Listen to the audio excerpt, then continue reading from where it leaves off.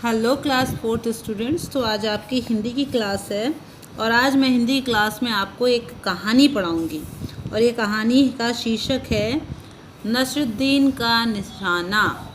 नसरुद्दीन का निशाना, ठीक है।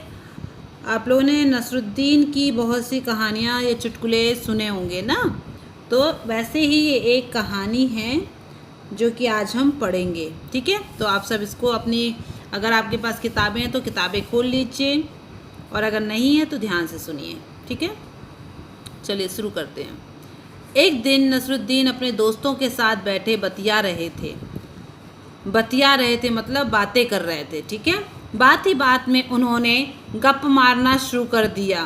तीरंदाजी में मेरा मुकाबला कोई नहीं कर सकता, है ना। गप मारना मतलब होता है कि झूठी झूठी बातें, सामने वाला इंसान अपने आप को बड़ा बताने के लिए झूठी झूठी बातें करता है ना, गप्पे मारता रहता है जिसका कि कोई सच्चाई से कोई लेना देना नहीं होता है, ठीक है।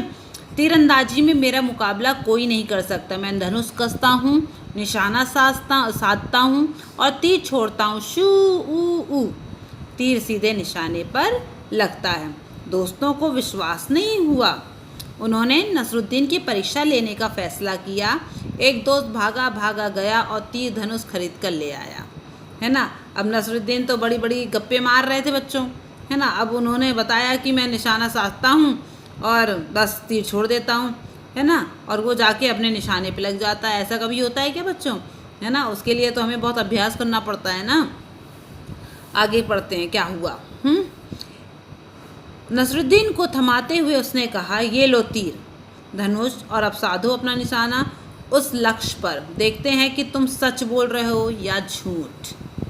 अब नसरुद्दीन जी घबरा गए क्योंकि उनकी अब परीक्षा होने वाली थी ना। नसरुद्दीन फंस गए।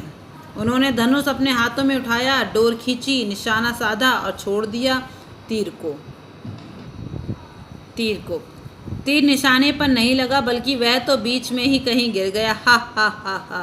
सभी दोस्त हंसने लगे। क्या यही तुम्हारा बेहतरीन निशाना है, उन्होंने कहा। अब यहाँ पे ऐसा है बच्चों कि नसरुद्दीन को धनुष चलाना आता ही नहीं था, ठीक है।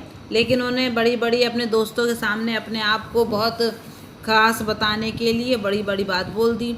अब वो दोस्त भी ऐसे थे कि वो नसरुद्दीन का इम्तिहान लेने लग गए। धनुष बाण खरीद के दे दिया। अब चलाना आता हो तब तो चलाएं, और चलाया, ठीक है। और उन्होंने जैसे ही पहला निशाना लगाया तो क्या हुआ, अरे जब जिसको तीर चलाना आता ही नहीं है तो क्या होगा, वो यहाँ वहाँ गिर गया, बीच में ही जाके निशाने पे तो लगा ही नहीं, वो तो दूर की बात है। चलिए आगे शुरू करते हैं कहानी। नहीं हरगिज नहीं, यह तो काजी का निशाना था। मैं तो तुम्हें दिखा रहा था काजी कैसे निशाना लगाता है। अब नसरुद्दीन ने बातों को घुमाया, ठीक है।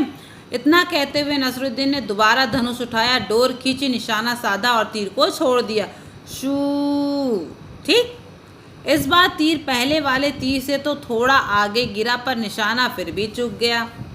अब लीजिए दूसरी बार भी निशाना बच्चों नसरुद्दीन का चूक गया। दोस्तों ने कहा, यह तो जरूर तुम्हारा ही निशाना था नसरुद्दीन। बिल्कुल नहीं, नसरुद्दीन ने कहा, यह मेरा नहीं, सेनापति का निशाना था। एक दोस्त ने ताना कसा, सूची में अब अगला कौन है। इतना सुनते ही सबने जमकर ठहाका लगाया। नसरुद्दीन खामोश रहा। उसने चुपचाप एक और तीर उठाया। नसरुद्दीन ने एक बार फिर से तीर चलाया, शू। इस बार तीर ठीक निशाने पर लग गया।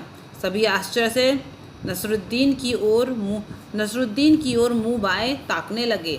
इससे पहले कि कोई कुछ कह पाता, नसरुद्दीन ने एक विजेता के अंदाज में कहा, देखा तुमने, यह था मेरा निशाना।